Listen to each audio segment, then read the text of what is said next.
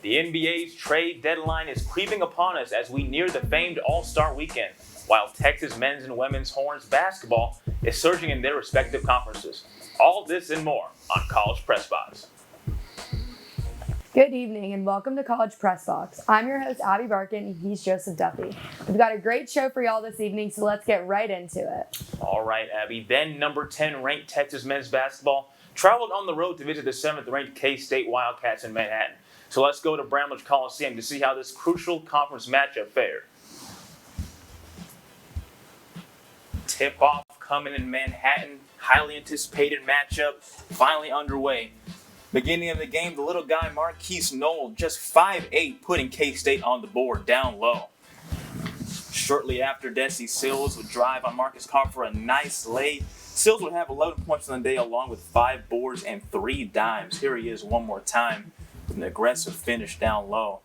Marcus Carr would struggle throughout the day, but would find Dylan Disu for an easy finish in this play.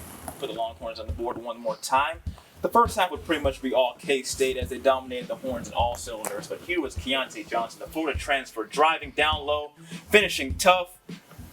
He would be the leading scorer on the day for the Cats with 16. Texas would be down in the half, 36-25. But again, the lack of quit in this Horns team was the story once more. Here's Brock Cunningham with the steal, setting up a transition basket. One more time for Tyrese Hunter.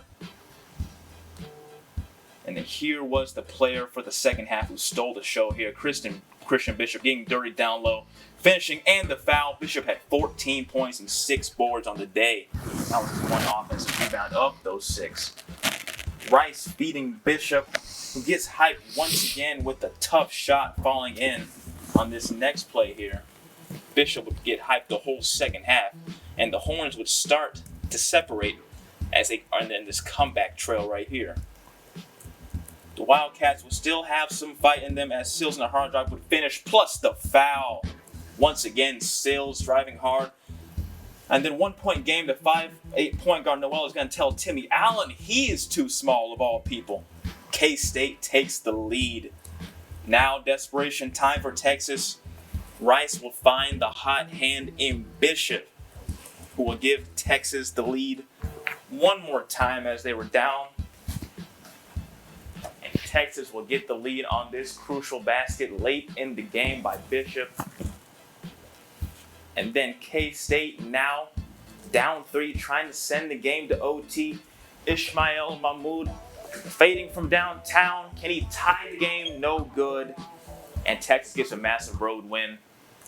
I'd now like to welcome in our men's basketball analyst, Ryan Swantkowski. Thank you for joining us tonight, Ryan. Thank you for having me, Abbie. Always great to be here.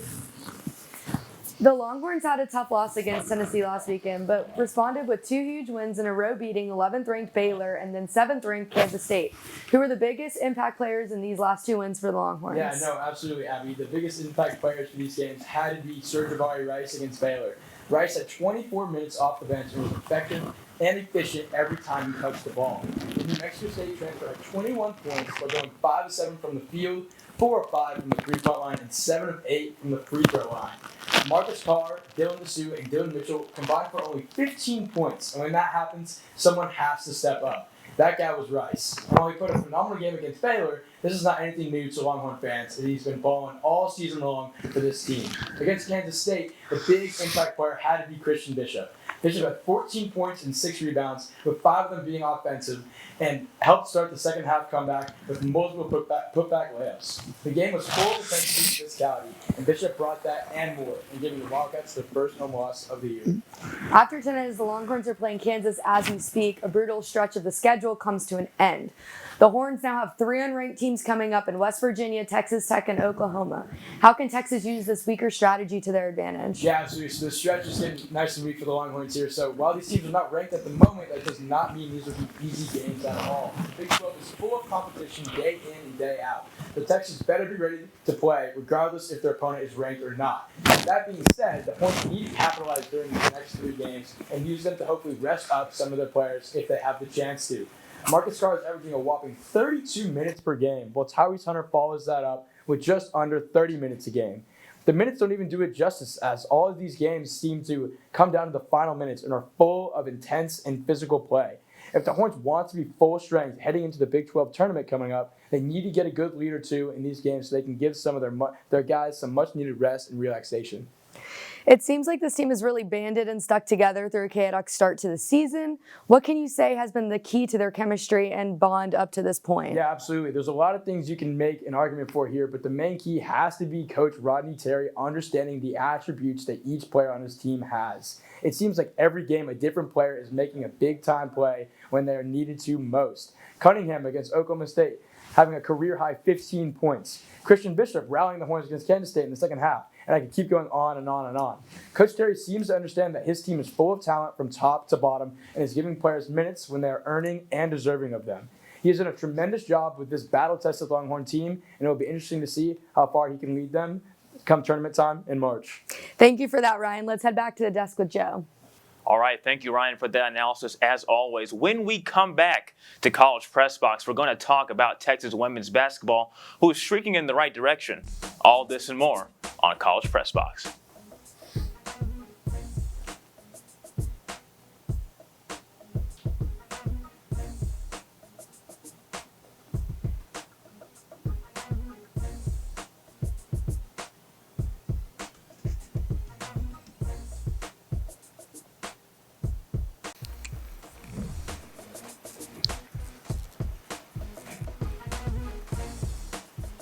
Welcome back into College Press Box. Abbie, the basketball programs at Texas are the best they've been in a while, and Texas women's hoops have made major adjustments these past couple of weeks.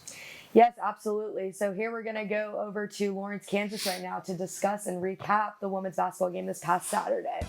Okay, so here we go with the Texas-Kansas game. Kansas puts up the first 2 points in the game. Morris puts up the first 2 points for the Longhorns the following play. We will skip ahead to the end of the first quarter. Kansas has the lead. Shaylee Gonzalez, WCC Player of the Year at the line, makes both free throws. Longhorns now only behind by 2. Last 11 seconds of the first quarter, Kansas senior guard Franklin misses the shot, recovered by the Longhorns, and then Morris hits a 3-point buzzer beater that you'll see right here to finish off the first quarter within the last 2 seconds. Fast forward 6:15 in the second quarter, the Longhorns defense is lacking as Jackson puts up another 2 points for the Jayhawks. Morris again for another 2 points as we wind down the second quarter. Franklin again for 2 points, turning the ball back to the Longhorns where they were called on a travel. The Jayhawks are at their peak lead in the game with this shot, making the score 34-26. Longhorns with the ball back. Oh.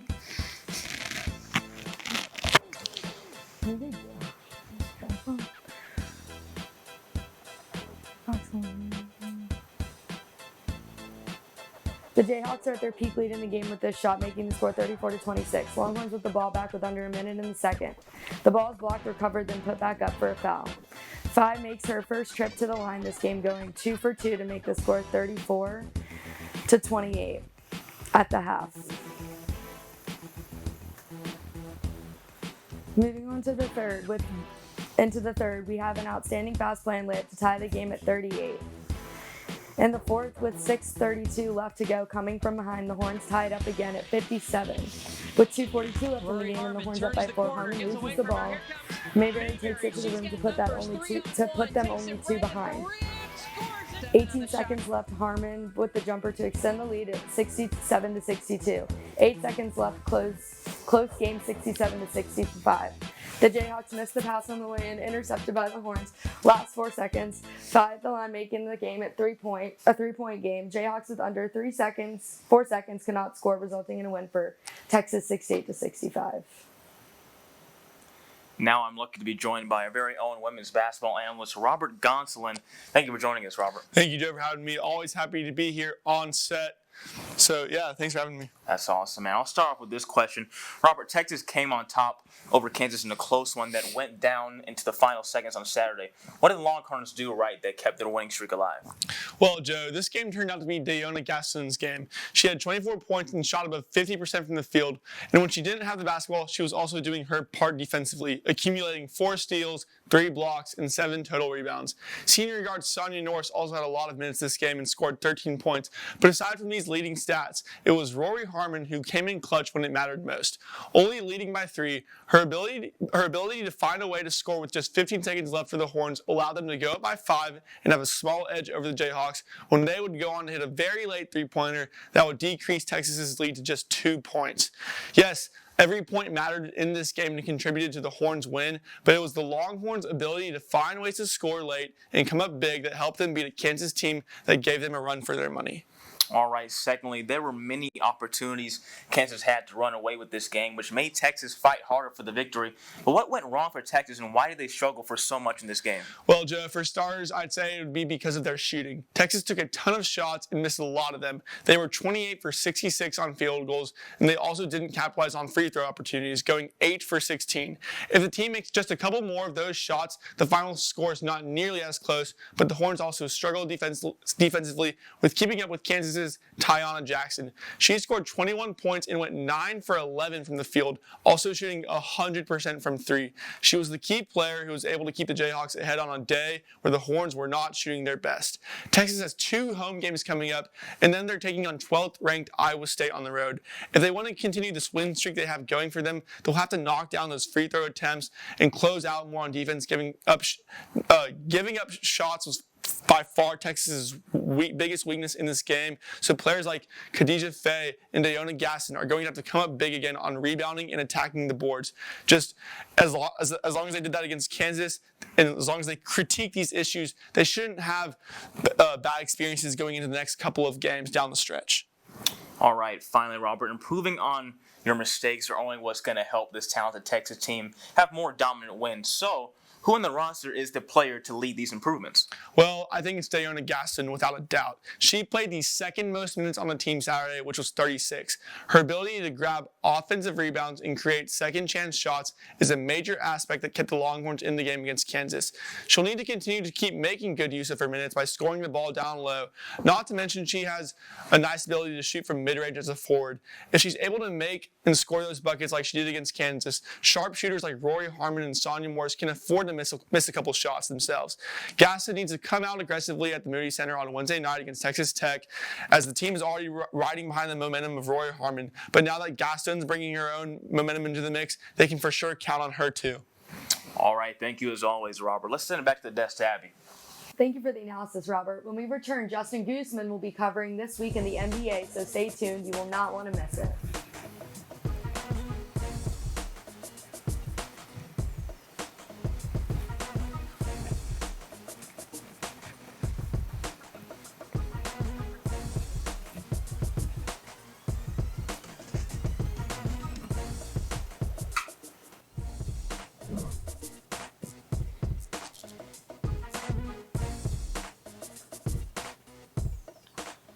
Welcome back to College Press Box. The NBA season is nearing the All-Star break, and trade rumors have spiraled once more. Our very own Justin Goosman is here to provide us with more in this hectic halfway mark in the season. Justin? Well, it's the most exciting point in the season for many fan bases as we finally arrived at the trade deadline, which means things could be looking much different after this week as we near the All-Star break. The biggest news of the deadline thus far has to be the deal that sent Kyrie Irving to the Mavericks. Irving requested a trade from the Nets once again, and this time he got his wish. Irving will be paired with Luka Doncic for the rest of the season as the Mavs look to make a push for the Larry O'Brien. This trade has multiple implications on the rest of the league and the rest of the season. The Mavericks had to give up Dorian Finney-Smith, Spencer Dinwiddie, and a first and a couple of seconds in return for Irving and Markieff Morris. But this leaves the rest of the league wondering whether Kyrie plans to re-sign in Dallas after the season or look elsewhere. This also has left Kevin Durant, my MVP pick, out to dry, and the rest of the league is also eager to see if he decides to ask out as well. While trade rumors continue to swirl, teams to keep an eye on for the rest of the deadline are the Nuggets, as rumors have started circulating on Bones Highland, and honestly, every team in the muddled Western Conference has been linked to certain trades. Again, keep an eye out for teams like the Raptors and the Wizards looking to unload some guys, as it's clear they won't be competing for a championship. Although there look to be no huge blockbuster trades following the Irving deal, lots of teams are looking to add a small piece that could help them contend for a chip. Guys that have been linked to trades are Utah Jazz's Jared Vanderbilt, Fred VanVleet and OG Anunoby for the Raptors, Zach LaVine for the Bulls, Grayson Allen, and many more. It's a buyer's market right now, and teams are looking to sell in order to get good pieces back. And both conferences are so small in terms of their room for error that moves are inevitable. However, in other NBA news, unfortunately for the Warriors, Steph Curry went down against the Mavericks the other night with a lower left leg injury that could sideline him for the foreseeable future. The Warriors are still unsure as to how long he's going to be out, but they're thrilled that it isn't considered season ending. The Warriors have struggled to find their groove all season long, and with Steph going down, it's hard to see them escaping the mess that is the Western Conference. And then there's the guy that met him in multiple NBA finals, the man, the myth, the legend, LeBron James, who is still closing in on Kareem Abdul-Jabbar's all-time scoring record, as he's now only 36 points away from becoming the NBA's all-time scoring leader. LeBron has an opportunity to break it against the Thunder Tuesday, but if he doesn't get it done then, he'll play the Bucks that following Thursday, in which it is almost certain he'll break the record. Now, I'm sure everyone that bought tickets to Lakers Thunder wants him to get it done then, but how storybook would it be if he did it in LA while playing against Kareem's Bucks to get the record? There's been a lot of talk about NFL scriptwriters lately, but I'm sure the NBA scriptwriters would just love to have LeBron break the record while going against Milwaukee and a part of Kareem's Lakers. Finally, as we approach the All-Star break, I'm going to give you my revised pick out of each conference, my midseason MVP as well. Out of the West, I had the Warriors at the beginning of the season, but with Steph's injury and their failure to separate themselves from the middle of the West, I no longer have faith that the reigning champs can even make the playoffs. That being said, I think the Nuggets are clearly the best team in the West, and Nikola Jokic is once again right in the race for MVP. However, out of the East, I have the 76ers at the beginning of the season, and I'm going to rock with that pick. James Harden has found his role nicely, and the 76ers have recovered from a rough start to the season, sitting at just third in the East and 2 games behind the Celtics and Bucks for that number 1 seed. And finally, my MVP midway through the season is the guy on the screen, Joel Embiid. Embiid has absolutely dominated this season, averaging over 33 points per game, and is having statistically a more efficient season this year than last year. Jokic, who is right at the top with him, his numbers have all gone down, and Embiid's impact has only gotten greater. So I would give it to Joel. While Jokic and the Nuggets are the best in the West, giving it to a guy that's won the last 2 MVPs and then had a statistical drop-off would be unprecedented. Joel has been far and away the most impactful player on the Sixers and has this team competing right up there with the best of them. It's been a heck of an NBA season, and this might be one of the most competitive overall seasons that the association has seen in quite some time, so buckle up for the second half. That's all from me tonight. Let's send it back to Joe and Abbie at the desk. Thank you for that as always, Justin. When we return, we will recap the last week in Texas sports, and y'all won't want to miss it.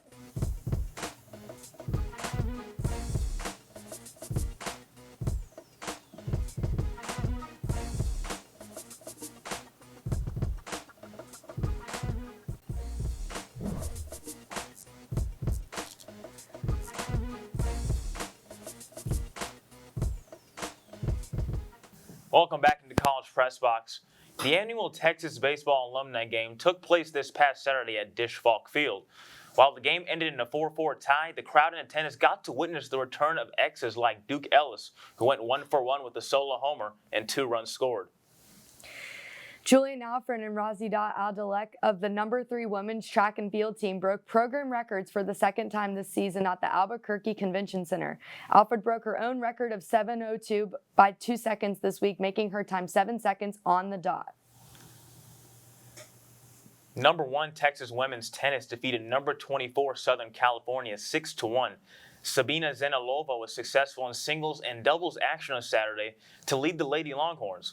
The women's squad will return to action on February 10th in Seattle to compete at the ITA National Team Indoor Championship. Number 5, men's swim and dive dominated SMU 181-83 this past Friday. The Longhorns had the top finisher in 14 of 15 events. Freshman Nick Harris won the 3-meter and 1-meter, and Jake Foster won the 200 fly and posted a 500 free season best to add to the Texas victory. Several Longhorns will be competing in time trials at the Streckle Classic on Saturday at the Texas Swimming Center, and following that will be the Big 12 Championship here at UT later in February. All right, and let's take a look this week at Longhorn sports. Wednesday, February 8th, women's basketball will be playing Texas Tech 7 p.m. on Longhorn Network. And then Friday, men's tennis will duke it out with Pepperdine on 5 p.m. Women's tennis will compete in the ITA Championship.